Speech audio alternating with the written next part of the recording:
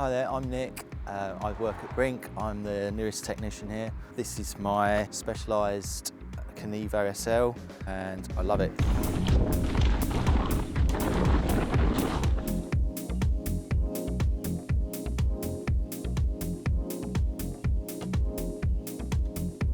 The first thing you'll probably notice about this bike, and something I get asked about every time I go out, is the Intend fork that I've got on the front. It's an Intend Bandit. I've really been a fan of Intend actually for the last sort of 5-6 years since I've seen them about on Instagram, and I took a punt on one of their forks and absolutely love it. It's a brilliant bit of kit.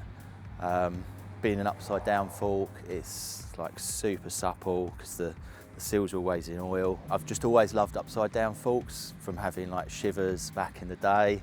Yeah, they look cool and I just love the way they ride as well.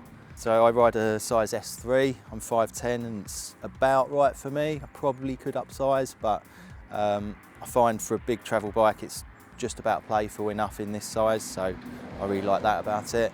I'm running the Rovol Traverse carbon wheels. One thing to mention on this bike actually is that I'm running it as a Mullet, which I don't think you're meant to from the factory. It came with the 29 front and rear, but I found I kept buzzing my bum on the back wheel, so I'm currently running it in high with the 27.5 back wheel and a bit more low speed compression on the shock, and that just keeps it high enough off the ground, and yeah, I find it works really well as a Mullet bike. Just fitted the Fox X2 Kashima as well, just to tie in with all my Bergtech bits in the cash bronze.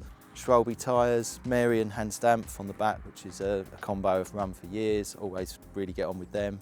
We don't talk about the brakes, that's there to be upgraded at some point. I'd like to put some Hopes, or I'd really like to put some Intend brakes on, but you know, they sell out pretty quick. So Praxis carbon cranks, one-up carbon handlebars as well, which I absolutely love. So I've tied this, like the colour scheme together with the Bergtech cash bronze stem. The grips match really well with the seat, and just a little fancy bit like the valve caps, the seat collar, pedals, and just last night I put on the UDH as well, which just adds that little bit of bling at the back end. Yeah, I love it. I don't know what to say about the saddle.